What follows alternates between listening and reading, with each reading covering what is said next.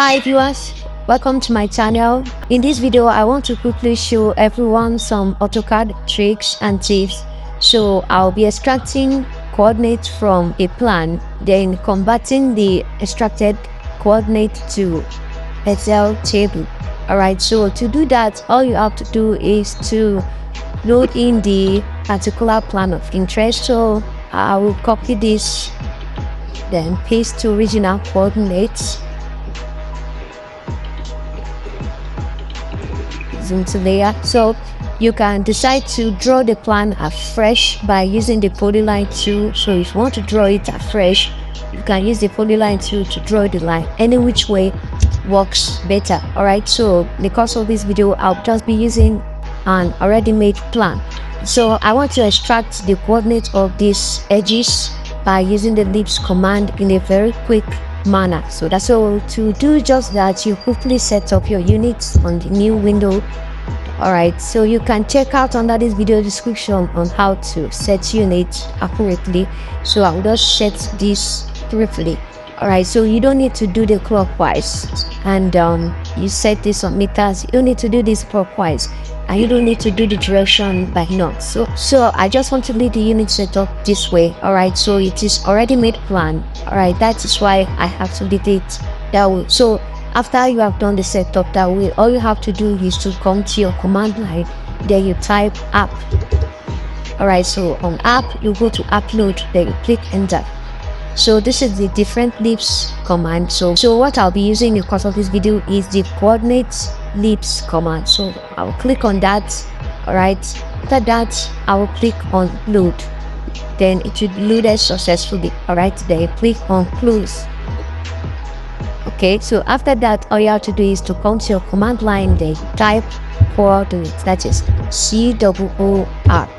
Alright, then this is the coordinate Lisp command. You click on that as well. So on your command line, it will direct you to enter the first point. So the tool is already activated. All you have to do is to come to the edge of the point, then you click on it. Alright, so I've clicked on that, then I'll click on the second one as well.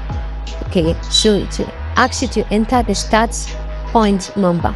So I want the number to be serially labeled by P1, P2, P3 by 1 increment. So I'm just going to type 1 on my command line, then click on enter.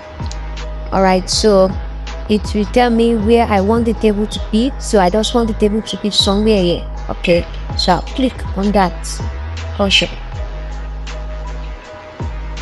So as you can see, this is the table for my P1, the first coordinate, and P2, the second coordinate, and this is the table.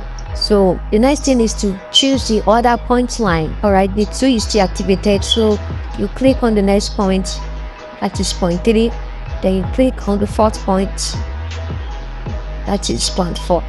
Okay, so if you have other points on your plan, you make sure you click on all points the way you want it to be on the table. So when you are done, you click on enter on your keyboard. So this is the coordinates that has been extracted from the plan. Okay, so I'm just going to make this bold by increasing the scale. So guys, this is the coordinates extracted. So the next thing I'm going to do is to convert this table to Excel table. Alright, so to do that, it's still going to be the same process. Up on your command line, there, click on enter, then you go to where your Lisp command is. So you go to where your Lisp command is there. So what I'll be using the Lisp command in this case is the TE, the table export. Alright, so what I'm going to do is to click on it, then click on load. So it will be loaded successfully, then click on close. Alright, so when you are done with that, all you have to do is to come to your command line, then type TE. Okay, so this is the TE Lisp command. You click on it, then you are going to highlight the whole table that has been extracted.